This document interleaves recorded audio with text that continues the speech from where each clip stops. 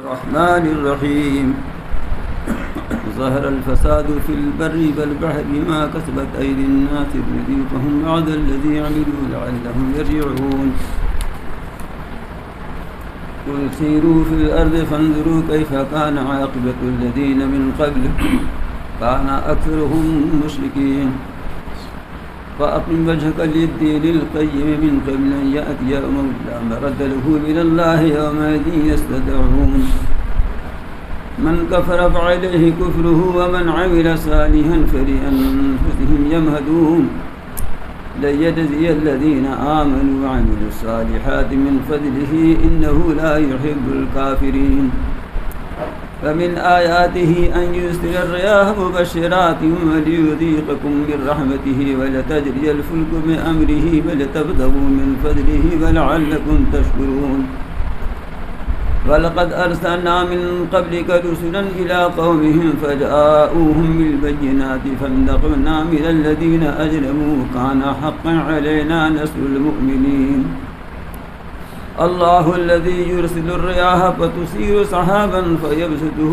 في السماء كيف يشاء ويجعله كسفا فترى الودق يخرج من خلاله فإذا أصاب من يشاء من عباده إذا هم يستبشرون فإن كانوا من قبل أن ينزل عليهم من قبله لمبلسين فانظر إلى آثار رحمة الله كيف يحيي الأرض بعد موتها إن ذلك لمحيي الموتى وهو على كل شيء قدير ولئن أرسلنا ريحا فرأوه مصفرا لظلوا من بعده يكفرون فإنك لا تسمع الموتى ولا تسمع صم الدعاء إذا ولوا مدبرين فما أنت بهادي العمي عن ضلالتهم إن تسمع إلا من يؤمن بآياتنا فهم مسلمون الله الذي خلقكم من ضعف ثم جعل من بعد ضعف قوة ثم جعل من بعد قوة ضعفا وشيبة يخلق ما يشاء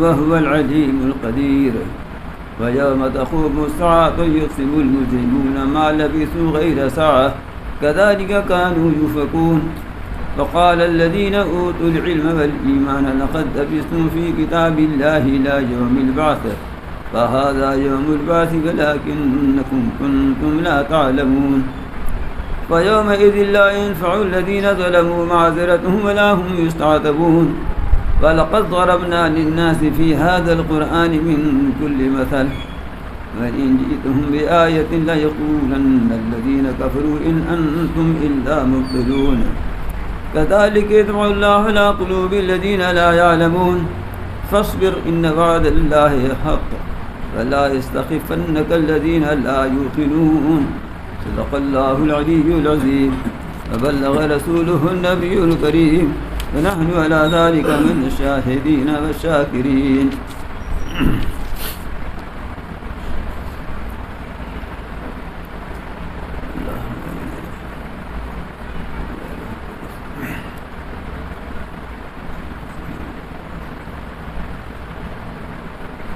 یہ سورہ روم کی آیات ہیں۔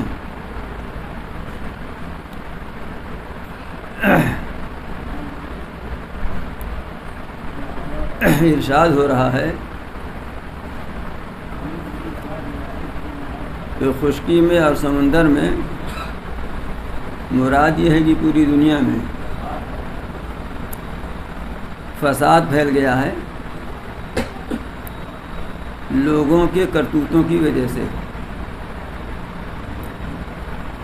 تاکہ اللہ ان کو ان کے بعض اعمال کا مزہ چکھائے، تاکہ وہ باز آ جائیں۔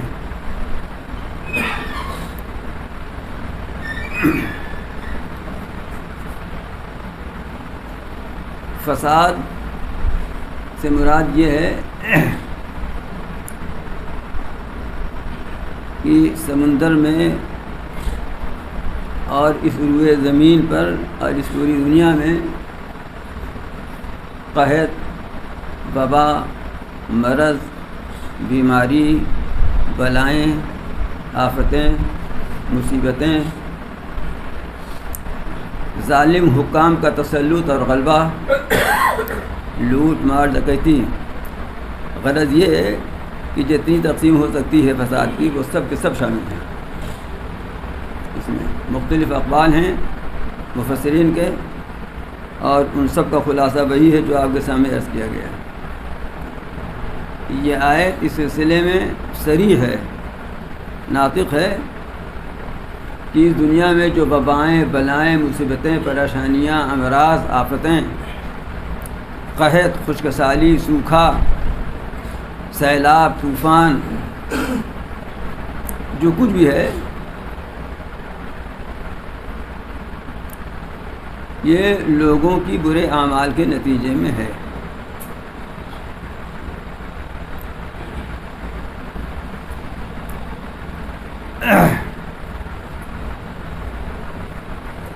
مانسون گڑبڑ ہو جانے کی وجہ سے نہیں ہے، زمین کے تہ میں کچھ گڑبڑی ہو جانے کی وجہ سے نہیں ہے، بلکہ مانسون گڑبڑ بھی اسی وجہ سے ہوا۔ زمین کے تہ میں بھی خرابی اسی وجہ سے آئی۔ بلائیں اور مصیبتیں، یہ وبائی بیماریاں 2.5-3 سال سے تو جھیل رہے ہیں نا سب، اور ان وبائی بیماریوں کو دور کرنے کے لیے ٹیکہ لگا رہے ہیں۔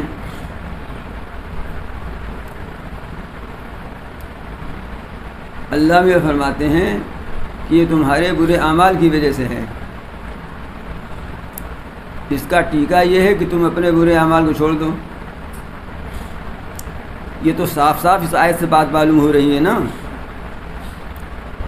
اس میں کوئی ایج پیش نہیں ہے کہ کھینچ تان کر کے کوئی مطلب ہمیں بیان کر رہے ہیں۔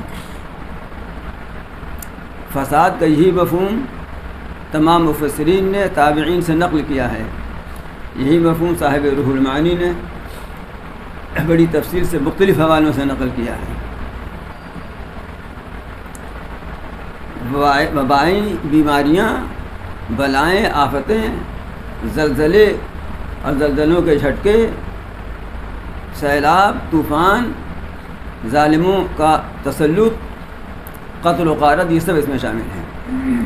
صاحب روح المعانی علامہ محمود آلوسی رحمۃ اللہ علیہ نے روایت نقل کی ہے کہ سمندر کا پانی بھی پہلے میٹھا تھا، اور اس دنیا میں کوئی درخت کانٹے دار نہیں تھا۔ کوئی آدمی کسی بھی درخت کے پاس سے گزرتا تھا تو اس پر پھل پا جاتا تھا، پھل لگا ہوا ہے کھانے کے لائق۔ لیکن جب قابیل نے حابیل کو قتل کیا تو اقشعرت الارض، اقشعرہ کی معنی اصل میں ہے رونگٹے کھڑے ہو جانا ہے، یعنی زمین ہڑبڑا گئی، اور درختوں میں کانٹے نکل آئے، سمندر کا پانی تلخ ہو گیا۔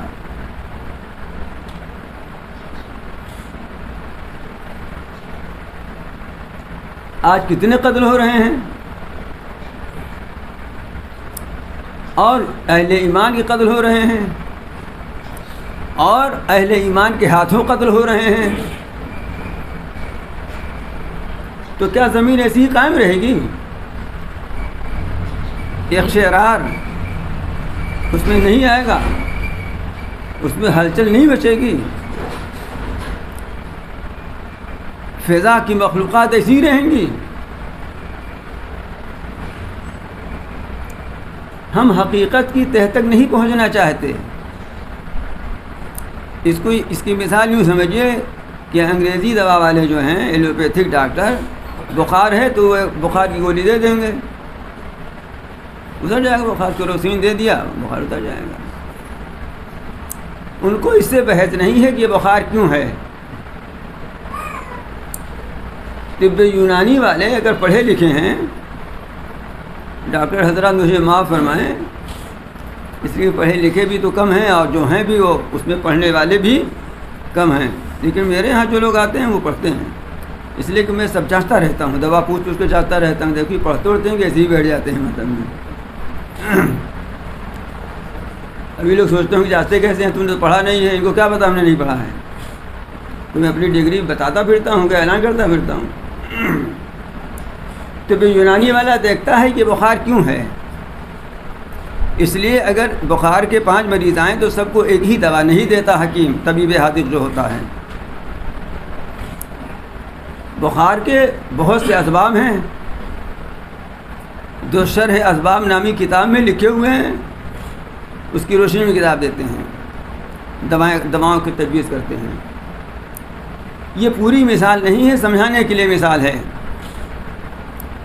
یہ سائنسداں، یہ دنیا والے یہ دیکھتے ہیں کہ یہ جرثومہ ہے، ان کو یہی نہیں پتہ چل پایا ابھی تک کہ یہ کہتے ہیں یہ حیات بدلتا رہتا ہے، شکل بدلتا رہتا ہے، بیچارے پریشان ہیں، اس لیے کبھی یہ ٹیکہ ایجاد کیا، کبھی وہ ٹیکہ ایجاد کیا، کبھی وہ ٹیکہ ایجاد کیا۔ یہ سب کچھ ٹیکی ہیں، کیا ٹیکہ ایجاد کریں گے؟ جو مومن ہے وہ یہ دیکھتا ہے قرآن کی روشنی میں کہ اس کا حقیقی سبب کیا ہے،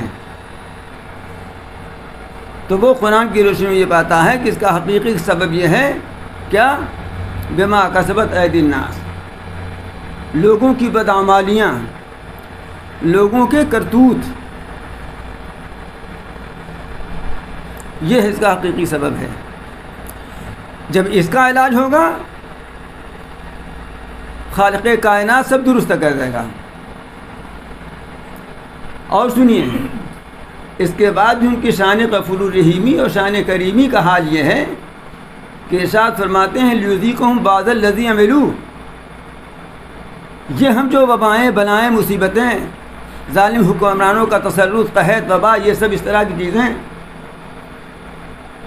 پھیل گیا تمہارے بدعمالیوں کی وجہ سے، یہ اس لیے ہے تاکہ تمہارے بعض اعمال کا مزہ تم کو چکھا دیں۔ یہ تمہاری کل بدعمالیوں کی سزا نہیں ہے جی، اگر کل بدعمالیوں کی سزا ہوتی تو پھر ایک متنفس اس روئے زمین پر زندہ نہ رہتا۔ اور آپ جانتے ہیں ہمارا ایمان ہے کہ زندہ نہ رہنے کا مطلب نہیں کہ قصہ ختم ہے، بلکہ زندہ نہ رہنے کا مطلب یہ ہے کہ قصہ اب شروع ہو گیا، وہ جس کا کوئی خاتمہ نہیں ہے۔ اور ظاہر بات ہے کہ ان حالات میں قصہ ختم ہوگا تو قصہ بہت برا شروع ہوگا۔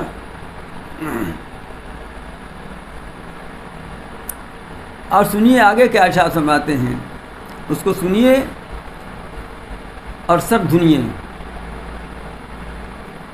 فرماتے ہیں لعلہم یرجعون، تاکہ یہ لوگ باز آ جائیں۔ یہ مصیبتیں، یہ بلائیں، یہ آفتیں، یہ پریشانیاں، یہ ظالم حکمرانوں کا تسلط، یہ قتل و غارت، ان کی بدعمالیوں کے نتیجے میں، بعض بدعمالیوں کے نتیجے میں ہم اس لیے پیدا کر دیتے ہیں، یہ فساد اس لیے پھیل جاتا ہے تاکہ یہ باز آ جائیں، یعنی جو بدعمالیاں کر رہے ہیں، برے کرتوت مبتلا ہیں، اس سے رک جائیں۔ یہ خطاب تو اصلاً کس کو ہے؟ مسلمانوں کو اصلاً یہ خطاب نہیں ہے، اس کے اولین مخاطب تو غیر مسلمین ہیں۔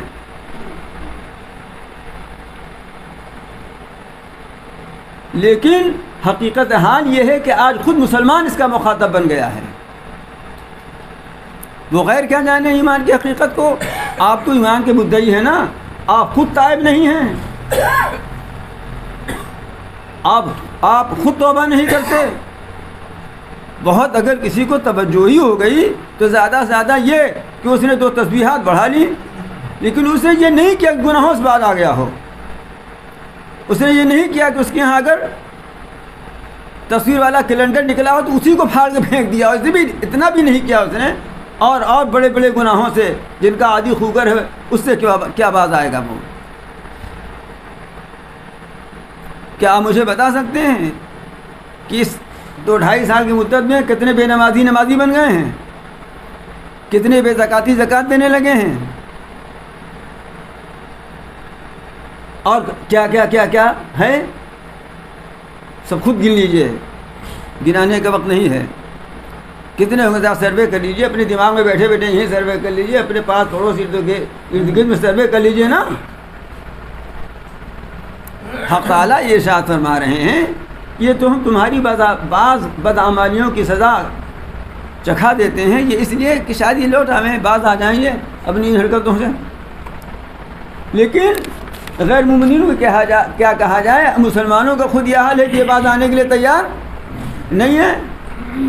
وہ چاہے نیچے کا طبقہ ہو اور چاہے اوپر کا طبقہ ہو اور چاہے متوسط طبقہ ہو، سب کا یہ حال اللہ ماشاء اللہ، 1000 میں ایک نہیں، ہزاروں میں ایک نکل آئیں گے۔ کسی نے توبہ کر لی ہو تو کر لیو۔ نہ دکاندار فریب دہی سے باز آیا، بلکہ اس نے موقع پایا تھا اور فریب دہی کیا، اس نے نہیں کیا۔ اور نہ ملازم پیشہ لوگ جو رشوت خور تھے، رشوت دینے سے باز آئے۔ قل سیروا فی الارض فانظروا کیف کان عاقبۃ الذین من قبل۔ اے پیغمبر صلی اللہ علیہ وسلم آپ کہیے ان لوگوں سے کہ زمین میں چلو پھرو اور دیکھو کہ ان سے پہلے جو لوگ تھے کیا انجام ہوا، ان کا کیسا انجام ہوا۔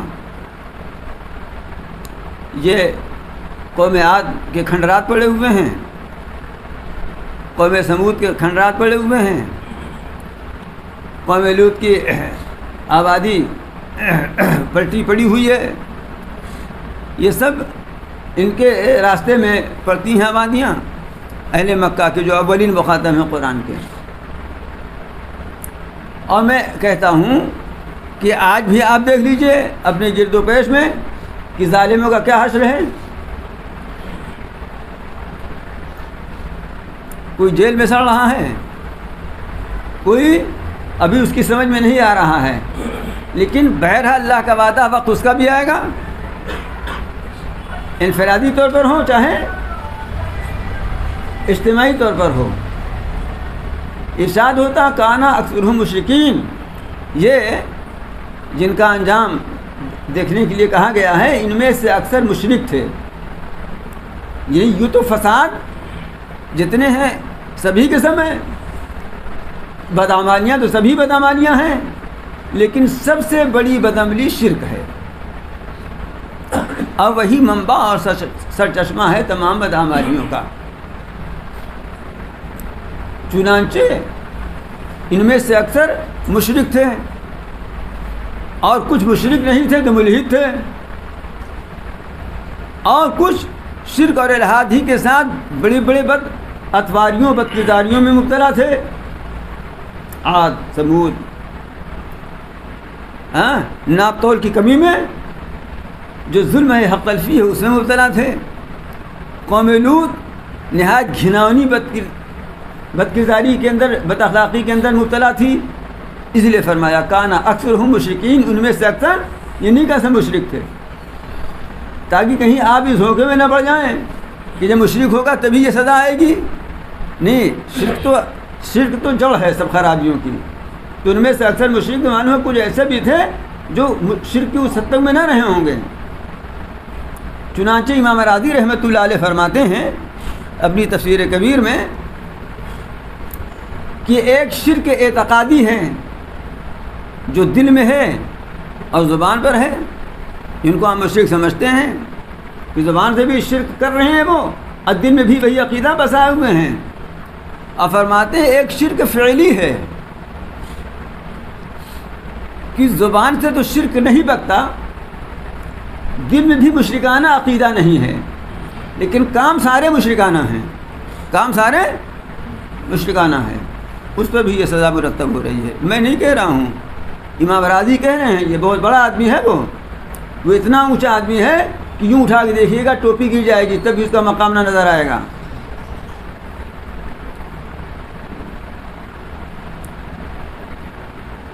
آپ غور کیجئے، بہت سے بہت آپ یہی تو کہہ سکتے ہیں نا کہ ہم مشرک نہیں ہیں، ہمارا دل جو ہے توحید پر ایمان رکھتا ہے،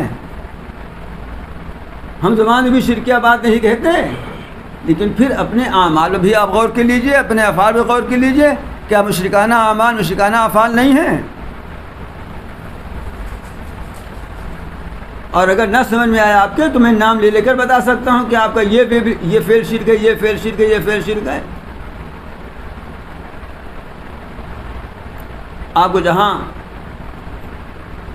کچھ ذرا سی موہوم سی لالچ ہوتی ہے وہاں آپ سر جھکا دیتے ہیں، وہاں ہاتھ جوڑ کر کھڑے ہو جاتے ہیں، وہاں ماتھا ٹیک دیتے ہیں، وہاں جو وہاں کے مناسب ہوتا ہے وہ بات بھی کہہ دیتے ہیں، وہ بات بھی بول دیتے ہیں۔ اس لیے اگر شرک سے بچنا ہے، وہ شرک اعتقادی ہو یا شرک عملی اور فعلی ہو، اگر شرک سے بچنا ہے تو فَأَقِمْ وَجْهَكَ لِلدِّينِ الْقَيِّمِ مِنْ قَبْلِ أَنْ يَأْتِيَ يَوْمٌ لَا مَرَدَّ لَهُ مِنَ اللَّهِ، تو اپنا رخ سیدھا رکھو دین قیم کی طرف۔ امام رازی ہی لکھتے ہیں کہ اس میں خطاب خاص طور سے رسول اکرم صلی اللہ علیہ وسلم کو ہے، اس لیے کہ ہمیں بتانا یہ ہے کہ دیکھو یہ اشرف الانبیاء کو حکم ہے تو تم کی شمار میں ہو۔ چنانچہ ایک حدیث بھی انہوں نے نقل کی ہے، فرماتے ہیں کہ ارشاد فرمایا کہ مسلمانوں کو معاملہ یہ ہے کہ ان کو وہ حکم دیا گیا ہے جو انبیاء کو حکم دیا گیا ہے۔ تو جب اشرف الانبیاء کو حکم ہو رہا ہے کہ آپ اپنا رخ سیدھا رکھیے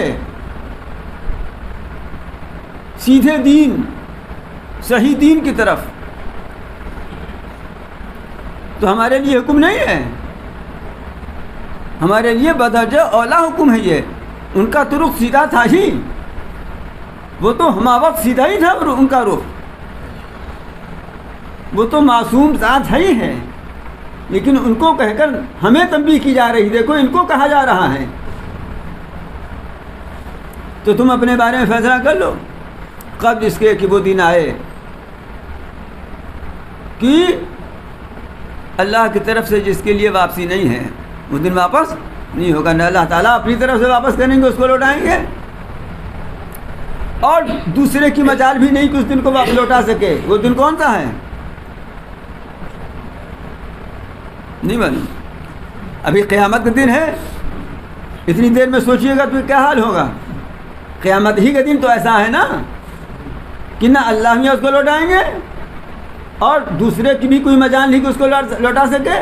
قیامت سے پہلے کے حالات تو ایسے ہیں کہ اللہ تعالیٰ لوٹا دیتے ہیں، بلائیں آئیں واپس چلی گئیں، مصیبتیں آئیں اللہ نے لوٹا دیا، بندوں نے رو کر گا کر کے لوٹا دیا۔ ہاں، بارگاہ خداوندی میں بندوں نے گریہ بازاری کی اور دن لوٹ گیا وہ۔ لیکن قیامت جب آ جائے گی تو گریہ بازاری ہی کام نہ آئے گی، اس لیے کہ اس وقت گریہ بازاری اور توبہ کی جو مہلت اللہ تعالیٰ نے دے رکھی ہے وہ ختم ہو چکی ہوگی۔ یومئذ یصدعون، وہ دن تو ایسا ہوگا کہ اس دن لوگ جدا جدا ہو جائیں گے، الگ الگ ہو جائیں گے۔ کیسے الگ الگ ہو جائیں گے؟ اس طرح الگ الگ ہو جائیں گے کہ مومن الگ، کافر الگ۔ تفصیل آگے فرماتے ہیں، من کفر فعلیہ کفرہ، جس نے کفر کیا تو اس کے اوپر اس کے کفر کا وبال پڑے گا، وہ الگ ہو گیا جہنم میں۔ ومن عمل صالحا فلانفسهم یمہدون، اور جس نے اچھے کام کیے تو وہ لوگ اپنے واسطے تیاری کر رہے ہیں، اپنے واسطے تیاری کر رہے ہیں، سنوار رہے ہیں، سجا رہے ہیں، اپنے اچھے انجام کی تیاری کر رہے ہیں۔ لِيَجْزِيَ الَّذِينَ آمَنُوا وَعَمِلُوا الصَّالِحَاتِ مِنْ فَضْلِهِ، تاکہ اللہ تعالیٰ بدلہ دے ان لوگوں کو جو ایمان لائے ہیں، جنہوں نے نیک کام کیے ہیں اپنے فضل سے۔ ایمان لا کر عمل صالح کر کے انہوں نے تیاری کی ہے اللہ تعالیٰ سے جزا پانے کی۔ اِنَّهُ لَا يُحِبُّ الْكَافِرِينَ، یقیناً وہ کافروں کو پسند نہیں کرتا۔ تو معلوم ہوا کہ اگر ہم ان تمام پریشانیوں سے بچنا چاہتے ہیں، ظالموں کے ظلم سے، حکمرانوں کے غلط حکمرانوں کے تسلط سے، اور ان وبائی بیماریوں سے، آسمانی آفتوں سے، زمینی بلاؤں سے اگر ہم بچنا چاہتے ہیں تو اس کا علاج ایک اور صرف ایک ہے، اور وہ یہ ہے کہ ہم اپنا رخ دین صحیح کی طرف کر لیں، ہماری زندگی آسان لفظوں میں سنت کے مطابق ہو جائے۔ صرف اس کا ایک علاج ہے، قرآن کھلے کھلے لفظوں میں یہ بات بتلا رہا ہے، ہماری سمجھ میں نہیں آتی۔ ہم تو قرآن کا صرف اتنا استعمال جانتے ہیں کہ تعویذ بنا کے دے دو پہن لیں، دعا بھی نہیں پڑھنا چاہتے۔ بعض لوگ آتے ہیں اگر ان کو بتا دو کچھ کہ یہ پڑھ لیا کرو تو وہ بھی ان کے لیے پہاڑ ہے، جو کچھ لے کے دے دیجئے پہن لیں۔ ان کو جادو کی پڑیا چاہیے، کچھ لکھ کے دے دو پہن لیں۔ وہ استنجا بھی نہیں کرنا چاہتے۔ آپ کی قوم کا یہی حال ہے کہ آپ کی برادری 80% ایسی ہے جو استنجا نہیں کرتی۔ ہو سکتا ہے 80% میں نے زیادہ کم کہا ہو۔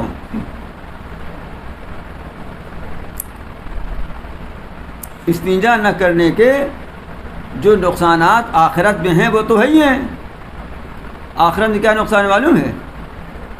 رسول اکرم صلی اللہ علیہ وسلم تشریف لے جا رہے تھے تو 2 قبریں تھیں، ہے نا، ان پر عذاب ہو رہا تھا نا۔ کیوں ہو رہا تھا؟ ایک تو چغل خوری کرتا تھا، اور چغل خوری بھی آپ کے معاشرے میں خوب عام ہے۔ یہ سمجھتے ہی نہیں کہ چغل خوری کر رہے ہیں، یہ سمجھتے ہیں کہ یہ تو بات کر رہے ہیں۔ اور دوسرا کیا کر رہا تھا؟ لا یستنزہ من البول، وہ پیشاب سے بچتا نہیں تھا۔ ایک روایت میں ہے کہ لا یستتیر من البول، پیشاب سے پردہ نہیں کرتا تھا، چھپتا نہیں تھا۔ دونوں روایتوں پر ہمارا عمل ہے آج۔ پیشاب سے نہ بچنے کا معاملہ یہ ہے کہ استنجا کرتے ہی نہیں۔ اب ایک ایک استنجا کرتا ہو لیکن ایسی جگہ استنجا کرتا ہو، استنجا معنی پیشاب کرنے کے نہیں ہیں۔ استنجا کے معنی میں پیشاب کر کے اس سے پاکی حاصل کرنا۔ تو ایسی جگہ استنجا کرنے کے لیے بیٹھا ہے کہ چھینٹیں اڑ کے پڑ رہی ہیں، اس کی احتیاط نہیں کی اس نے، لیکن استنجا کیا اس نے۔ یہاں تو استنجا غائب ہے نا، استنجا غائب ہے۔ اور لا یستتیر من البول کہ پیشاب سے چھپتا نہیں، یہ بھی غائب ہے۔ اس لیے غائب ہے یہ کہ جو چھپانے کی چیز ہے چھپاتے ہی نہیں۔ دیکھیے اب بات ہی آ گئی ہے تو سن لیجئے، اس کو بھی کچھ دیر ہی ہو جائے گی اور کیا ہوگا۔ اس لیے کہ ڈاکٹر صاحب آج پھنسے ہیں کئی مہینے کے بعد، اور میں سنا ہی سنوں گا، ہے نا۔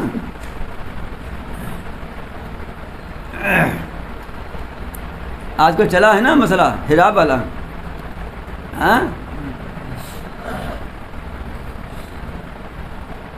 2 چیزیں ہیں، ایک ہے ستر اور ایک ہے حجاب۔ ستر کا معاملہ تو یہ ہے کہ یہ مرد عورت دونوں کے لیے ہے، لیکن حدود دونوں کی الگ الگ ہیں۔ مرد کا ستر کیا ہے؟ ناف سے لے کر گھٹنے تک کا مطلب گھٹنا چھپا رہے، گھٹنا کھلا نہ رہے۔ نہیں آپ نکال لیں گے چڈھی اور چڈھا سب جائز ہو جائے گا، ہاں، ناف سے لے کر گھٹنے تک۔ جیسے وضو میں کوہنی تک ہاتھ دھوتے ہیں نا، تو کوہنی دھوتے ہیں چھوڑ دیتے ہیں، دھوتے ہیں نا، تو ایسی گھٹنے تک مطلب گھٹنا چھپا رہنا چاہیے۔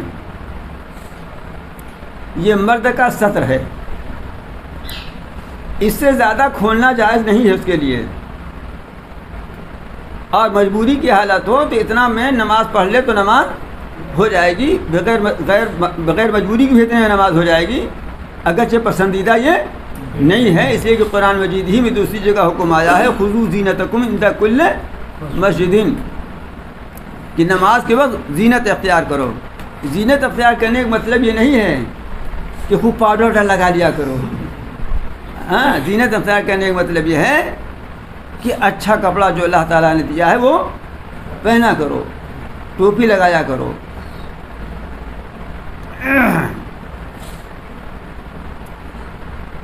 اب یہ ناف سے لے کر گھٹنے تک نہیں بند ہے، اس میں سے کھل گیا کچھ تو نماز نہ ہوگی. کپڑا نہ رہے تو بھی نہ ہوگی. اگر نہ رہے، بالکل ہی کپڑا نہ رہے، بہت ہی دوسرے حالات ہو جائیں، اس کا دوسرا مسئلہ ہے، پھر کس طرح نماز پڑھے وہ ایک الگ بات ہے. عورت کا ستر کیا ہے؟ یہ گٹے سے لے کر ہاتھ میں اور ٹخنے سے لے کر پیر میں، اور بال نہ دکھائی دے، بال کے باہر سے لے کر کے پورا چہرہ، اتنا چھوڑ کر کے عورت کا سارا جسم ستر ہے. چنانچہ اگر کوئی عورت سر کھول کے نماز پڑھے یا بال کا کچھ حصہ ظاہر ہوتا رہے اور نماز پڑھے تو نماز نہ ہوگی، اس لیے کہ اس کا ستر کا کچھ حصہ کھلا ہوا ہے.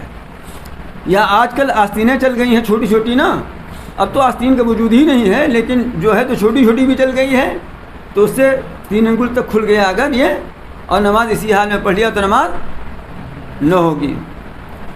آج کل مردوں کا پیجامہ نیچا، عورتوں کا پیجامہ اونچا چل گیا ہے، تو اگر وہ اونچا والا پیجامہ پہن کے نماز پڑھ لے عورت تو نماز نہ ہوگی. کیوں؟ اس لیے کہ اس کے ستر کا کچھ حصہ کھلا ہوا ہے. یہ مسئلہ ہے ستر کا، غور سے سنیے گا ذرا، اس لیے کہ آپ ماشاءاللہ جہاں جاتے ہیں وہاں چپ نہیں رہتے، اس لیے آپ کے لیے غور سے سننا اور ضروری ہے. یہ جاوید بھائی سے کہہ رہا ہوں، آپ کو واسطہ بھی پڑتا رہتا ہے نا. یہ ستر ہے،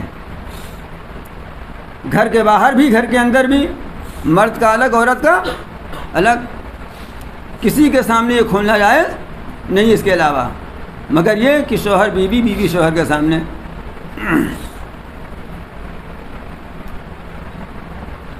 اور حجاب یہ ہے کہ عورت جب باہر نکلے گھر کے تو یدنین علیہن من جلابیبہن، یہ بھی قرآن میں ہے. اول تو عورت کے لیے یہ حکم ہے کہ وقرن فی بیوتکن ولا تبرجن تبرج الجاہلیت الاولی، اپنے گھروں میں رہا کرو، پہلی جاہلیت کی طرح ٹہلم بازی مت کیا کرو. لیکن اب آپ کو تو نوکری کروانا ہے تو گھر میں کہاں رہے گی بیچاری؟ آپ کو ڈبل تنخواہ چاہیے نا، اور اگر ڈبل تنخواہ نہیں تو بہرحال آپ کو چاہیے کہ آپ گھر پر ہیں، بچوں کھلا میں برتوں تر مانیں اور جائیں نوکری کرے، تو کہاں گھر میں رہے گی وہ؟ لیکن قرآن میں یہ امہات المومنین کو خاص طور سے خطاب کر کے کہا گیا، جب ان کو کہا گیا دوسرے کس کھیت کے بدھواں ہیں، لیکن گھر سے نکلنے کی ضرورت ہی پیش آ گئی تو یدنین علیہن من جلابیبہن، جلابیب جلباب کی جمع ہے. جلباب خوب بڑی سی چادر ہوتی تھی، اس کو عورتیں اوڑھ لیتی تھیں. ابن عباس فرماتے ہیں کہ اس کو اوڑھ کر کے اور صرف چہرہ ایک آنکھ کھلی رہتی تھی ایسے کہ راستہ دکھائی دے، گر نہ جائیں کہیں یا ٹکرا نہ جائیں کہیں. یہ قرآن میں ہے. اس کا نام کیا ہے؟ حجاب. یہ ہے حجاب. یہ جس حجاب کی لحاظ لڑائی ہو رہی وہ بھی حجاب نہیں ہے، اس میں بھی تو چہرہ کھلا رکھتی ہیں نا سب، اصل میں وہ بھی حجاب نہیں ہے. حجاب تو اصل میں یہ ہے. اور پھر بھائی سنیے،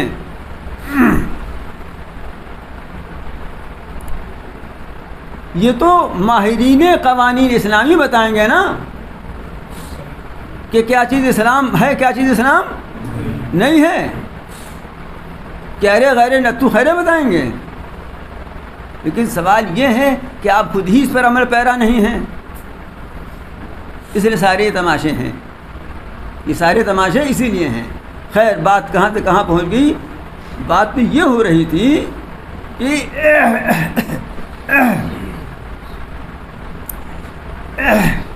کہ اعمال صالحہ اور ایمان، جس کا ایک لفظ میں یہ ترجمہ ہے کہ اپنا رخ دین قیم کی طرف سیدھا رکھو، اور اسی کی تفصیل یہ ہے کہ ایمان پر قائم رہو اور اعمال صالحہ اختیار کرو. ایسی کی اور آسان تعبیر یہ ہے کہ سنت کے مطابق زندگی گزارو. تو یہ دنیاوی پریشانیاں اور یہ دنیاوی مصیبتیں خواہ وہ آسمانی بلاؤں کی شکل میں ہو یا زمینی آفتوں کی شکل میں ہو یا فضائی وباؤں کی شکل میں ہو یا ظالم حکمرانوں کی صورت میں ہو، یہ سب کے سب ان کے بھگانے کا، ان کے درست کرنے کا، ان سے بچنے کا طریقہ یہی ہے۔ اس قرآن مجید کے میں تو اپنی طرف سے کہہ نہیں رہا ہوں۔ اور جب مسلمانوں نے اس پر عمل کیا ہے تو اس کا فائدہ دنیا میں بھی دیکھا ہے، یہ دنیا ہی کا فائدہ ہے نا، آخرت کا فائدہ تو وہاں ملے گا۔ اور جب بھی مسلمانوں نے اس کے خلاف کیا ہے تو ایسی وبائیں آیا کی ہیں پچھلے دور میں بھی کہ شہر کے شہر ویران ہو گئے، کوئی ایک مترفق نہیں بچا، مردوں کو کاٹنے والا کوئی نہیں بچا، یہ تاریخ ہمیں بتاتی ہے۔ تو معاملہ آج صاف ہو گیا، معاملہ تو پہلے ہی صاف ہو گیا، لیکن آج ہم نے سنا تو یہ معاملہ صاف ہو گیا کہ اگر ہمیں ظالموں سے نجات حاصل کرنا ہے اور بیماریوں اور وباؤں سے بچ کے رہنا ہے، بچنا ہے، تو ہمیں صحیح اسلامی زندگی اختیار کرنی پڑے گی۔ وَمِنْ آيَاتِهِ أَنْ يُرْسِلَ الرِّيَاحَ مُبَشِّرَاتٍ، اسی سورہ روم میں دور سے پیچھے سے چلا آ رہا ہے نا، اللہ تعالیٰ اپنی قدرت کی نشانیاں بیان فرما رہے ہیں، تو درمیان میں یہ بات آ گئی تھی۔ اب انہی نشانیوں میں سے بعض نشانیوں کی طرف پھر توجہ فرماتے ہیں اور اس کی قدرت کی نشانیوں میں سے یہ ہے کہ وہ ہوائوں کو بھیجتا ہے اس حال میں کہ وہ خوشخبری سنانے والی ہوتی ہیں۔ بارش سے پہلے ٹھنڈی ٹھنڈی ہوا چلتی ہے جو اس خوشخبری سناتی ہے کہ پانی برسے گا اور فضا اور ہوا خوشگوار ہو جائے گی۔ وَلَيُذِيقَكُم مِّن رَحْمَتِهِ، اور تاکہ وہ تم کو چکھائے اپنی رحمت میں سے کچھ مزہ۔ یہ پانی برسے گا تو یہ باران رحمت ہے۔ وَلِتَجْرِيَ الْفُلْكُ بِأَمْرِهِ، جب پانی برسے گا تو پانی اکٹھا بھی ہوگا، اور تاکہ چلے کشتی اس کے حکم سے، کشتی بھی اللہ تعالیٰ ہی حکم سے چلتی ہے ورنہ پلٹ جاتی ہے۔ وَلِتَبْتَغُوا مِن فَضْلِهِ، اور تاکہ تلاش کرو تم اس کے فضل یعنی اللہ تعالیٰ کی روزی کو۔ علماء نے یہاں سے ایک بات بھی نکالی ہے کہ سمندری سفر کرنا تجارت کے لیے جائز ہے، تبھی تو اللہ تعالیٰ فرما رہے ہیں نا کہ کشتی سے بیٹھو، سفر کرو اور تجارت کرو، ایکسپورٹ کرو، امپورٹ کرو۔ یہ مولوی بیچارے بدنام کیے جاتے ہیں غلط کہ یہ لوگ صاحب ان کی مان لو اگر تو بیکارے بیٹھے رہو۔ ارے ہماری اگر مان لو تو ہمیشہ کبھی ہوائی جہاز پر رہو، کبھی پانی کے جہاز پر رہو۔ جو تجارتی ہے، تجارت کرنے والا ہے، سوداگر ہے، اس لیے قرآن تو یہی کہتا ہے نا، لیکن جس کو سلیقہ ہو وہ بے سلیقہ نہیں۔ وَلَعَلَّكُمْ تَشْكُرُونَ، اور تاکہ تم شکر گزار بنو، شکر ادا کرو۔ اس لیے کہ جب اللہ تعالیٰ کی رحمت ملے گی، اللہ کا فضل ملے گا، تو پھر ایک مومن بندہ کا شیوا یہ ہے کہ اس پر شکر ادا کرے۔ لیکن ان سب وضاحتوں کے باوجود مشرکین مکہ نے ایک نہیں مانی، تو ظاہر بات ہے کہ رسول اکرم صلی اللہ علیہ وسلم کو کتنی تکلیف، کتنا رنج ہوا ہوگا۔ آپ تو غایت شفقت کی بنا پر ان کو قرآن کی آیتیں سنا رہے ہیں اور طرح طرح سے باتیں سمجھا رہے ہیں، سنا رہے ہیں، تو آپ کو کس قدر کڑھن ہوئی ہوگی اس کا اندازہ صحیح معنی میں ہم کر نہیں سکتے ہیں۔ اللہ تعالیٰ تسلی دے رہے ہیں آپ کو، ارشاد فرماتے ہیں وَلَقَدْ أَرْسَلْنَا مِن قَبْلِكَ رُسُلًا إِلَىٰ قَوْمِهِمْ فَجَاءُوهُم بِالْبَيِّنَاتِ، ہم نے آپ سے پہلے بھی رسول بھیجے ان کی قوم کی طرف، وہ رسول ان کے پاس، اپنی قوم کے پاس واضح دلیلیں لے کر کے آئے، معجزات لے کر کے آئے، شواہد و دلائل لے کر کے آئے، لیکن انہوں نے مان کے نہیں دیا۔ تو جب ہماری دی ہوئی مہلت کی مدت ختم ہو گئی تو فَانْتَقَمْنَا مِنَ الَّذِينَ أَجْرَمُوا، تو ہم نے مجرموں سے بدلہ لے لیا۔ بظاہر لگتا ہے کہ اہل باطل غالب ہو رہے ہیں اور غالب ہو بھی جاتے ہیں، لیکن انجام ہمیشہ اہل حق کے فیور میں ہوتا ہے، انجام ہمیشہ اہل حق کے فیور میں ہوتا ہے۔ بظاہر تو یہی لگ رہا ہے کہ حاوی ہو گئے ہیں، انبیاء تک کو ستایا، رسولوں پیغمبروں تک پر ظلم کیا، اور ان کے بعد اہل ایمان کی امتیوں پر ظلم ہو رہا ہے۔ لیکن انجام دیکھنا چاہیے کہ انجام کیا ہے۔ انجام یہ ہے کہ فانتقمنا من الذین اجرموا، جنہوں نے جرم کیا تھا ان سے ہم نے بدلہ لے لیا۔ وہ تو ہم نے ایک مہلت کی مدت دی تھی ان کو کہ سمجھ بوجھ لیں، اپنے آپ کو سنبھال لیں۔ جب نہیں سنبھالا انہوں نے اور اپنے جرم سے اور اپنے ظلم سے باز نہیں آئے تو ہم نے بدلہ لے لیا۔ کیوں؟ وَكَانَ حَقًّا عَلَيْنَا نَصْرُ الْمُؤْمِنِينَ، ہمارے ذمے ہے مومنین کی مدد کرنا۔ قرآن مجید کی آیت ہے، یہ کوئی تماشا نہیں ہے۔ حق اعلیٰ ارشاد فرماتے ہیں وَكَانَ حَقًّا عَلَيْنَا نَصْرُ الْمُؤْمِنِينَ، ہمارے ذمے ہے مومنین کی مدد کرنا۔ مومن بن تو جاؤ، مومن بن تو جائیے، آپ کی نصرت کا وعدہ تو وہ فرما رہے ہیں فضائے بدر پیدا کر، کیا ہے؟ اتر سکتے ہیں گردوں سے قطار اندر قطار اب بھی، فضائے بدر پیدا کر فرشتے تیری نصرت کو، فضائے بدر پیدا کر فرشتے تیری نصرت کو اتر سکتے ہیں گردوں سے قطار اندر قطار اب بھی۔ رسول اکرم صلی اللہ علیہ وسلم کے ارشاد ہے کہ کوئی مومن جب کسی مومن کی طرف سے مدافعت کرتا ہے، دفاع کرتا ہے، کسی مومن پر ظلم ہو رہا ہے، اب وہ کوئی دوسرا مومن اس کی طرف سے دفاع کرتا ہے، مدافعت کرتا ہے، تو اللہ تعالیٰ اس کو جہنم سے دور کر دیتے ہیں اور جنت عطا فرما دیتے ہیں۔ یہ مفہوم ہے حدیث کا۔ اور سنیے، اللہ تعالیٰ کی ذمہ مدد کرنا ہے تو مدد کرنے پر قادر بھی ہے، اس لیے کہ اس کی قدرت کا حال یہ ہے کہ اللہ الذی یرسل الریاح فتثیر سحابا فیبسطہ فی السماء کیف یشاء، اللہ وہ ہے کہ وہ ہواؤں کو بھیجتا ہے، پھر وہ ہوائیں بادل کو لے جاتی ہیں، پھر اللہ تعالیٰ اس کو پھیلا دیتا ہے آسمان میں، بادل جس طرح چاہتا ہے، جس طرح چاہتا ہے اس طرح پھیلا دیتا ہے، جہاں چاہا وہاں پھیلا دیا، جس طرح چاہا کہتے ایک ہی جگہ کر دیا یا منتشر طور پر ٹکڑے ٹکڑوں میں پھیلا دیا، جیسا کہ آگے خود فرماتے ہیں وہ جلو کے سفن، اور اس کو تہ بتہ کر دیتا ہے۔ بس دیکھو گے تم بارش کی نکل رہی اس کے درمیان سے، بادل کے درمیان سے، فَإِذَا أَصَابَهُم مِّنْ شَرِّ عِبَادِهِ إِذَا هُمْ يَبْصِرُونَ، پھر وہ اپنے بندوں میں سے جس کو چاہتا ہے اس کو جب یہ بارش پہنچا دیتا ہے تو اچانک وہ خوش ہو جاتے ہیں کہ بھائی پانی برس گیا، گرمی بھی کم ہو جائے گی اور زمین لہلہا اٹھے گی۔ ادھر گرمی 3-4 دن سے پڑنے لگی ہے نا، لوگوں کی سمجھ کے مطابق جلدی آ گئی۔ تو کل ہی ایک صاحب فجر کی نماز پڑھنے آئے تھے، نکلے تو کہنے لگے کہ وہ بارش ہوگی، مطلب بارش کا انتظار ہے تاکہ گرمی کم ہو جائے نا۔ اذا ہم یستبشرون، جب پہنچا دیتا ہے اپنے بندوں میں سے جس کو چاہتا ہے وہ بارش، تو وہ پھر خوش ہو جاتے ہیں، کھل پڑتے ہیں۔ وَإِن كَانُوا مِن قَبْلِ أَن يُنَزَّلَ عَلَيْهِم مِّن قَبْلِهِ الْمُبْلِسِينَ، اگرچہ بارش ہونے سے پہلے وہ مایوس تھے، نا امید تھے، سبھی غریبان چاک گھوم رہے ہیں کہ ہائے ہائے بڑی گرمی ہے، مایوسی تھی۔ فَانظُرْ إِلَىٰ آثَارِ رَحْمَتِ اللَّهِ كَيْفَ يُحْيِي الْأَرْضَ بَعْدَ مَوْتِهَا، تو دیکھو اللہ تعالیٰ کی رحمت کے آثار کہ وہ زمین کو کس طرح زندگی عطا کر دیتا ہے بعد اس کے مردہ ہو جانے کے۔ زمین سوکھ گئی تھی، مردہ ہو گئی تھی، پھر اللہ تعالیٰ نے بارش برسا کر اس میں سبزادار پیدا کر دیا، لہلہا اٹھی۔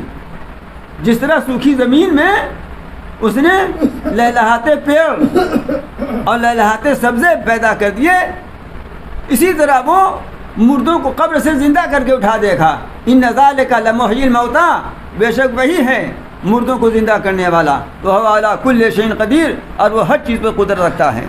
یہ تو روزانہ کا تماشا تم دیکھتے ہو کہ سوکھی زمین کو اس نے ہرا بھرا باغ بنا دیا، تو یہ بات کیوں نہیں سمجھ میں آتی کہ وہ مردوں کو قبر سے نکال دے گا، زندہ کر دے گا؟ اور پھر انہی کے دیکھو کہ زمین بارش سے لہلا اٹھی تو خوش ہو گئے، چہرے کھل گئے۔ وَلِنْ أَرْسَلْنَا رِيحًا فرأوه مصفرا لظلوا من بعده يكفرون. اور اگر ہم کوئی خراب قسم کی ہوا بھیج دیتے ہیں اور پھر کھیتی کو دیکھتے ہیں کوئی پیلی پڑ گئی تو اس کے بعد وہ ناشکری کرنے لگتے ہیں. جو لوگ کچھ دیہات سے تعلق رکھتے ہیں، جاڑے میں پالا گرتا ہے، پالا ہوتا تو پانی ہی کی طرح ہے وہ، لیکن معلوم ہوا کہ صبح جب کسان اٹھا اور کھیت میں گیا تو آلو کے پیڑ کی پتیاں سب ایسی ہو جاتی ہیں جیسے کسی نے آگ میں ان کو جلا دیا ہو. ہاں، جو اس وقت کی جو کھیتی ہوتی ہے وہ بالکل جل سی جاتی ہے. یہ ہوائی تو ہے نا، وَلَقَدْ أَرْسَلْنَا رِيحًا، ہم نے ہوا بھیج دی جو خراب ہوا تھی. تو فرعون مصفرن، اب انہوں نے کھیتی کو دیکھا کہ زر پیلی پڑ گئی. اب اس کے بعد وہ ناشکری کرنے لگتے ہیں. تو انسان کا یہی حال ہے، ذرا سے دیر میں خوش اور ذرا سے دیر میں نا امید ہو جاتا ہے، تھوڑی دیر میں تولا ماشا ہو جاتے ہیں یہ. لیکن مومن کا یہ حال نہیں ہے. مومن کو اس کا ایمان تھامے رہتا ہے. اب ارشاد فرماتے ہیں کہ دنیا یہ جو آپ کے مخاطب ہیں وہ اولین مخاطب جو رسول اکرم صلی اللہ علیہ وسلم کے تھے، یہ مکے کے قریش، یہ مشرکین عرب، ان کی مثال مردوں کی سی ہے. جیسے مردہ کے سامنے چلایا کرو، کچھ بھی کرو. تو فَإِنَّكَ لَا تُسْمِعُ الْمَوْتَىٰ، آپ مردوں کو سنا نہیں سکتے. وَلَا تُسْمِعُ الصُّمَّ الدُّعَاء، ان کی مثال بہروں کی طرح ہے. آپ بہروں کو بھی اپنی پکار اور آواز نہیں سنا سکتے. اِذَا وَلَّوْا مُدْبِرِينَ، جب کہ وہ پیٹ پھیر کر جا بھی رہا ہو، بہرا ہے، اور پھر اس نے بجائے منہ کرنے کے ساتھ جب کچھ کہنا شروع کیا پیٹ پھیر کر چل دیا، تب تو اور کچھ اس کو نہیں سنا سکتے. تو ان کی مثال یہی ہے. یا تو مردوں کی طرح یہ ہیں، تو مردوں کو بھی نہیں سنا سکتے آپ. یا بہرے کی طرح ہے، وہ بھی بہرا ایسا کہ پیٹ پھیر کر روانہ ہو گیا. اب یہاں ایک بڑا زبردست مسئلہ ہے، کہیے تو بیان کروں، کہیے نہ بیان کروں. وہ مسئلہ یہ ہے کہ کیا مردے سنتے ہیں یا نہیں سنتے، ہے نا. مسئلہ اہم ہے، اس لیے کہ آپ ہی برادری پہنچ جاتی ہے کسی اصلی یا کبھی نقلی مزار پر اپنی قسمت بنانے کے لیے. اس لیے اور مسئلہ اہم ہو گیا نا. یہ مردے سنتے ہیں یا نہیں سنتے، یہ مسئلہ زمانے صحابہ سے اختلافی ہے. چنانچہ حضرت عائشہ اور ایک بڑی جماعت کے نزدیک مردے نہیں سنتے. ان کے دلائل ہیں اپنے. ایک تو یہی آیت ہے، دوسرے ایک آیت اور بھی ہے، وما انت مسموع فی القبور، اور بھی دلائل ہیں. اور بعض دوسرے صحابہ کرام اور بعد کے ان کے متبعین کی رائے یہ ہے کہ مردے سنتے ہیں. احادیث شریفہ سے انہوں نے بھی دلائل پیش کیے ہیں. مثلا ایک بہت مشہور حدیث یہی ہے کہ جب کوئی کسی قبر کے پاس جاتا ہے اور سلام کرتا ہے تو وہ قبر والا اس کو پہچانتا ہے اور اس کے سلام کا جواب دیتا ہے. رسول اکرم صلی اللہ علیہ وسلم کو معاملات تو الگ ہے. وہاں پر تو آپ کے جتنا چاہے آہستہ سے آپ سلام پیش کیجئے اور کتنی ہی دور سے سلام پیش کیجئے، رسول اکرم صلی اللہ علیہ وسلم سنتے ہیں اور اس کا جواب عنایت فرماتے ہیں. آپ تو حیات النبی ہیں، اپنے جسم اطہر کے ساتھ اپنے قری شریف میں باحیات ہیں. اگرچہ وہ بھی برزخی زندگی ہے لیکن سب سے الگ معاملہ ہے آپ کا. لیکن اور عام مردے وہ سنتے ہیں یا نہیں سنتے، اس میں دور صحابہ عہد صحابہ سے اختلاف چلا آ رہا ہے. اس لیے ہم کوئی فیصلہ نہیں کر سکتے. سوال یہ ہوتا ہے ہاں کہ اگر کسی زندہ آدمی کو تھوڑی ہی دیر کے لیے قبر میں بند کر دو اور اس کو اوپر سے پکارو تو سنے گا وہ؟ اور اگر کچھ شک شبہ تو کوئی ایک آدمی تیار ہو جائے، کوئی ہے ہمت کر سکتا ہے؟ کوئی خان صاحب بھی ہمت نہ کریں گے، چاہے افغانستانی سے پکڑ کے لائے جائیں، ہے نا. نہیں سنے گا نا. پھر یہ تو مردہ ہے قبر میں، وہ کیسے سنے گا؟ یہ عقلی بات ہے نا یہ. لیکن احادیث شریفہ سے ثابت ایک سلام سنتے ہیں، اصل میں حق تعالیٰ ہی سنوا دیتے ہیں. ان لوگوں کی یہی دلیل ہے کہ حدیثوں میں جن کے بارے میں آیا ہے ان کے بارے میں ہمیں معلوم ہے کہ اللہ تعالیٰ ان کو سنوا دیتے ہیں. ورنہ تو یہ میں اپنی طرف سے کہہ رہا ہوں، اس بات کو تو میں نے کہیں پڑھا نہیں، کسی نے لکھا ہو سکتا ہے کسی نے لکھا ہی ہو، اور لکھا ہو تو اچھا ہے، ہمیں قوت مل جائے گی کہ زندہ آدمی بھی نہ سن پائے گا، مردہ کا سنے گا؟ وہ تو اللہ تعالیٰ ہی سنا دیتے ہیں. یہ مختصر سی تفصیل ہے اس مسئلے کی. اب یہاں سے ایک دوسری بات ہے. دوسری بات یہ ہے کہ اگر وہ سنتے بھی ہیں تو آپ جو کچھ اس سے کہہ رہے ہیں کیا وہ اس کو کر بھی سکتے ہیں؟ مثلا آپ یہ کہنے کہ ہمارے لیے دعا کر دیجئے، کیا وہ دعا کرنے کے وہاں پر مجاز ہیں؟ نبی پاک صلی اللہ علیہ وسلم کو تو آپ چھوڑ دیجئے، آپ کا معاملہ الگ ہے، آپ حیات النبی ہیں، وہاں کچھ چیزیں ہمیں معلوم ہیں، لیکن یہ کیا کر سکتے ہیں؟ ان کو اپنا اختیار ہے وہاں پر. اس کے لیے الگ سے دلیل چاہیے. پہلے ہی معاملے میں دلیل میں اختلاف ہے اور اس کے لیے تو کوئی دلیل ہے نہیں. یہ بات بھی جو میں کہہ رہا ہوں اپنی طرف سے نہیں کہہ رہا ہوں، یہ بات شاہ عبدالعزیز رحمۃ اللہ علیہ نے لکھی ہے، محدث دہلوی رحمۃ اللہ علیہ نے. تو اتنی سب باتیں ہیں. یہاں ایک بہت باریک بات ہے، لیکن وہ باریک بات اتنی باریک ہے کہ اس کو بیان کرنے کے لیے ذرا وقت بھی چاہیے، اور وہ ہو سکتا ہے کچھ لوگ الٹا بھی سمجھ جائیں. میں آپ لوگوں کی شان میں کوئی گستاخی نہیں کر رہا ہوں. بہت سی باتیں ہوتی ہی ایسی ہیں کہ آدمی سمجھانا کچھ چاہتا ہے، نہیں سمجھا پاتا، نہیں میں نہ سمجھا پاؤں. میں آپ کی شان میں کوئی گستاخی کروں؟ بھائی آپ لوگ تو بہت ذہین ہیں ماشاء اللہ، لیکن یہ کیوں ہو سکتا ہے میں ہی نہ سمجھا پاؤں، پوری طرح سے نہ کہہ سکوں؟ وہ ہے باریک بات. تو وہاں کا معاملہ یہ ہے کہ باوجود قبر میں ہونے کے اور باوجود اس کے کہ عام طور سے جسم گل سڑ جاتا ہے، اس کے باوجود تو کوئی سلام کرتا ہے. تو یہ بات تو حدیث شریف سے معلوم ہے کہ مردہ پہچانتا ہے اور سلام کا جواب دیتا ہے. اور مردوں کو تحفے بھی پہنچتے ہیں، جو اصال ثواب کیا جاتا ہے وہ تحفے بھی پہنچتے ہیں. حق تعالیٰ وہ اس طرح کی چیزیں ادا کر دیتے ہیں. یہ بات تو علامہ ابن قیم جیسے لوگوں نے لکھی ہے. جیسے لوگوں کا مطلب یہ ہے کہ ابن قیم ابن تیمیہ ایسے لوگ ہیں کہ جلدی سے کوئی بات ماننے والے نہیں ہیں. یہ ابن قیم نے تو ایک کتاب ہی لکھی ہے، کتاب الروح نام سے. اس کتاب ہی کا نام روح ہے، اور موٹی سی کتاب ہے، بہت موٹی تو نہیں لیکن بہت پتلی دبلی بھی نہیں ہے. کم سے کم 300 صفحے کی، 350 صفحے کی تو ہی ہے. سنا اردو میں شاید چھپ گئی ہے. ایسے ایسے واقعات ہیں اس کے اندر. بس ہمیں وقت نہیں، ورنہ ہمیں کچھ واقعات آپ کو سنا دیتا. اس لیے کہ بھی کل ہی تو گزرا ہے، لوگ قبرستان پہنچ گئے ہیں، لیکن جانے دیجیے. وما انت بحاد اليوم عن ضلالتهم ان تسمع الا من يؤمن بآياتنا فهم مسلمون. اور آپ اندھوں کو بھی راستہ نہیں دکھا سکتے. جو لوگ اپنی گمراہی کی وجہ سے اندھے بن گئے ہیں ان کو بھی راستہ نہیں دکھا سکتے. آپ تو صرف انہی کو سنا سکتے ہیں جو ہماری آیتوں پر یقین رکھتا ہو اور پھر وہ فرما برداری بھی کرتے ہوں. مطلب یہ ہے کہ جو ماننا چاہتے ہو اسے کو سنا سکتے ہیں نا.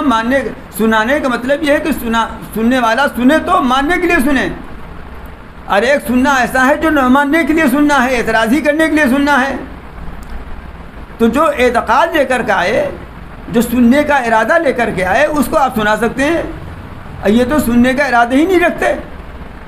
اس لیے آپ اپنے آپ کو غم میں گھلائے نہ جائیے، اتنا کڑھن نہ کیجیے ان کے پیچھے کہ آپ پر اس کا، آپ کی صحت پر اس کا اثر ہونے لگے.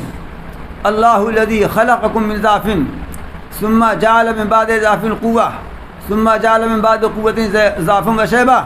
اللہ تعالیٰ پھر اپنی قدرت کو بیان فرما رہے ہیں تاکہ ان کی سمجھ میں آ جائے. اللہ ہی وہ ذات ہے، وہ ہستی ہے جس نے تم کو پیدا کیا کمزوری سے، کمزوری کی حالت میں پیدا کیا. پیدا ہوئے بالکل کمزور تھے. کروٹ تو لے نہیں سکتا بچہ، کئی مہینے کے بعد تب بچہ کروٹ لے پاتا ہے. پھر بتدریج اس کو قوت کی منزل تک پہنچایا. ثم من بعد ضعف قوتاً، پھر کمزوری کی حالت سے قوت کی حالت میں پہنچایا. کہاں تو خود کروٹ نہیں لے سکتا تھا، اپنی حاجت نہیں بیان کر سکتا تھا، مگر یہ کہ حق تعالیٰ ہی نے اس کو الہام کر دیا تھا کہ جب تمہیں بھوک لگے، کوئی حاجت ہو تو رویا کرو، ہے نا. بچہ روتا ہے تو ماں سمجھ جاتی ہے کہ یا تو اس نے کچھ گڑبڑ کیا ہے، بھیگ بھاگ گیا ہے اس لیے رو رہا ہے کہ بدلو کپڑا، اور یا اس کو بھوک لگی ہے. پھر اللہ تعالیٰ نے بتدریج اس کمزوری کی حالت سے نکال کر اس کو قوت کی حالت عطا کی. تو جب قوت آ گئی تو اکڑ کے چلنے لگا، سینہ زوری کرنے لگا. اور یہ نہیں دیکھتا کہ ہم اتنے کمزور تھے، ایسے ہو گئے. اور سنو اس کے بعد یہ بھی ہوا کہ ثم جعل من بعد قوت ضعفا و شیبہ، پھر اس قوت و طاقت کے بعد کمزوری اور بڑھاپے کی حالت میں کر دیا اس کو. دیکھ رہا ہے کہ ہمارے دادا بھی کبھی پہلوانی کرتے تھے، لیکن اس وقت موڑیے ہلاتے ہیں، آواز نہیں نکل پاتی. تو ہم کاہے کے لیے سینہ زوری کریں بھائی، کاہے سینہ تار کے چلیں. دیکھ رہا ہے کہ دادا بہت بڑے پہلوان تھے، لیکن اس وقت کسی لائق نہیں رہ گئے ہیں. یخلق ما یشاء، وہ جو چاہتا ہے پیدا کرتا ہے. وہ العلیم القدیر، اور بڑے علم والا ہے اور بڑی قدرت والا ہے.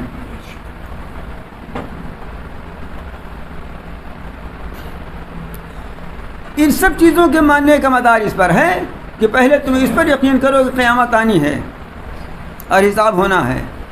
اس لیے اب قیامت کا ذکر فرماتے ہیں اور ارشاد ہوتا ہے وَيَوْمَ تَقُومُ السَّاعَةُ يُقْسِمُ الْمُجْرِمُونَ مَا لَبِثُوا غَيْرَ سَاعَةٍ.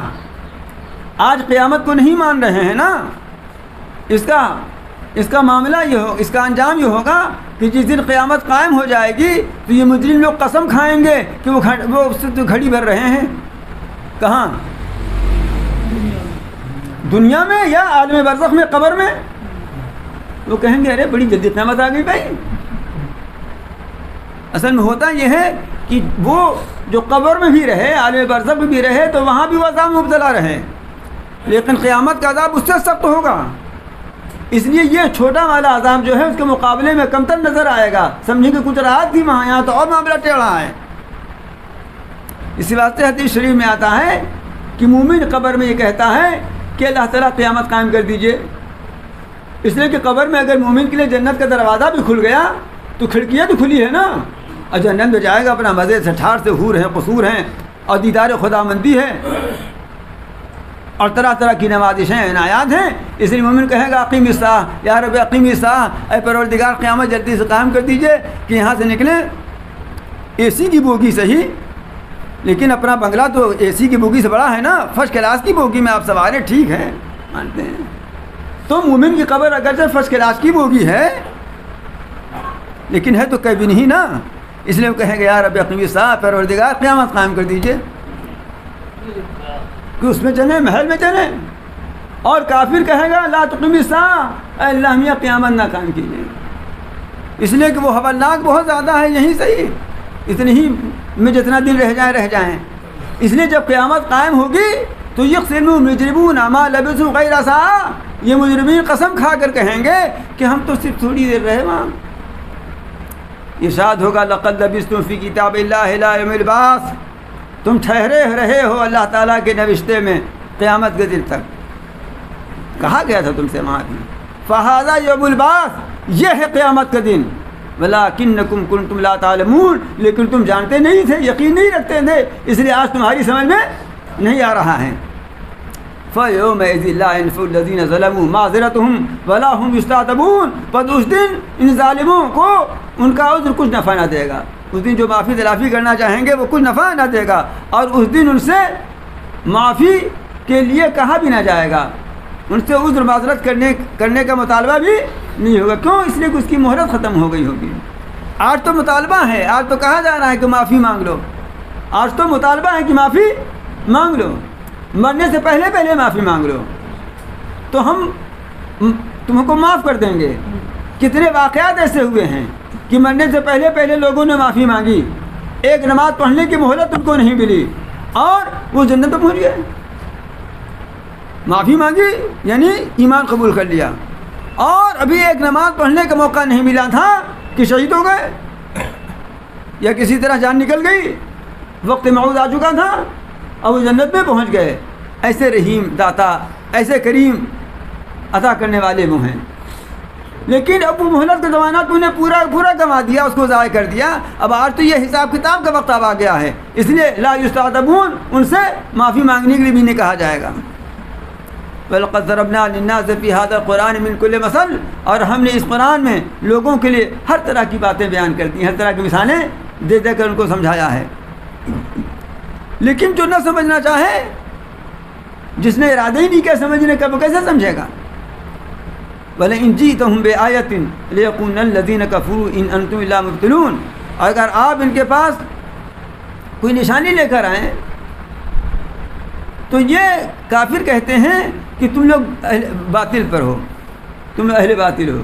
یعنی یہ کہ اندھا سونکھوں کو کہے کہ تم اندھے ہو، جو باطل پر خود ہیں، لیکن یہ مسلمانوں کو، اہل ایمان کو باطل پرست کہہ رہے ہیں. کذالک یطبع اللہ علی قلوب الظالمین، اللہ تعالیٰ اسی طرح ان لوگوں کے دلوں پر مہر لگا دیتے ہیں جو علم نہیں رکھتے. دیکھتے نہیں، آج بھی تو ہی تماشا ہو رہا ہے. جو اہل باطل ہیں، اہل حق کہہ رہے ہیں یہ غلط ہیں. بے حیا حیاداروں کو کہتا ہے کہ یہ پسماندہ ہیں، بے شرم والوں کو کہتے ہیں کہ یہ بیکورڈ ہیں. یہی تو ہو رہا ہے نا. اللہ تعالیٰ فرماتے ہیں کہ اللہ تعالیٰ نے ان کے دلوں پر مہر لگا دی ہے. تو اب تمہارا کام کیا؟ فصبر، اے پیغمبر آپ صبر کیجئے. یہ خطاب مسلمانوں سے بھی ہے رسول اللہ علیہ وسلم کے توسط سے. ان وعد اللہ حق، یقین اللہ کا وعدہ حق ہے. صبر کرنے کا مطلب یہ ہے کہ آپ صبر کر کے دین کے حکم پر قائم رہیے. جتنا قائم رہ سکتے ہیں اتنا تو قائم رہیے. ولا استغفر الذین لا یقینون، اور یہ لوگ جو یقین نہیں رکھتے ہیں یہ آپ کو بے برداشت نہ کرنے پائیں یا آپ کو ہلکا نہ پائیں. یہ آدمی کو ہلکا سمجھ لیا بالکل کہ جیسے جدھر چاہیں گے ہم ادھر گھما دیں گے، جدھر چاہیں گے ادھر ہم گھما دیں گے. جیسا آج آپ کو سمجھا جا رہا ہے اور آپ کی اکثریت کا بھی یہ حال ہو گیا ہے کہ جدھر موڑا جس نے ادھر یہ مڑ گئے، جو بولی بلوایا وہ بولی یہ بولنے لگے.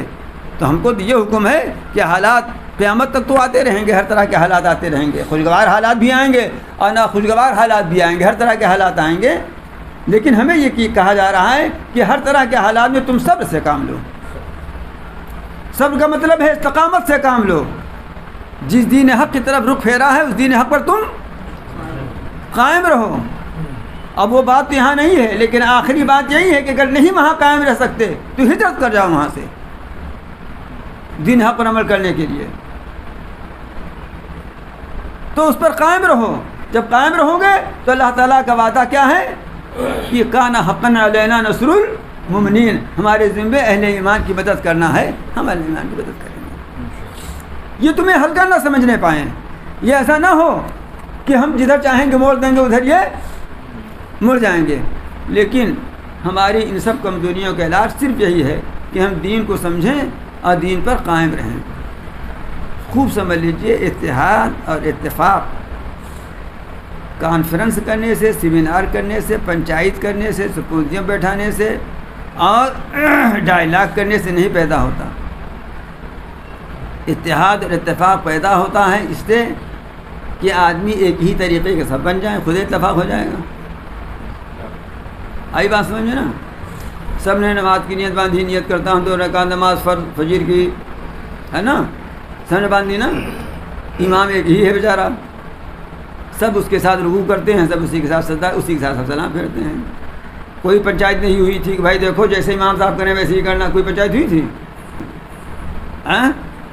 جس کو امام صاحب سے مخالفت بھی پوچھے وہ بھی اگر آگے نیت باندھ لیتا ہے وہ بھی ویسے ہی کرتا ہے مخالفت کے باوجود بھی. بس یہی ہماری پوری زندگی کا عملی نمونہ ہے.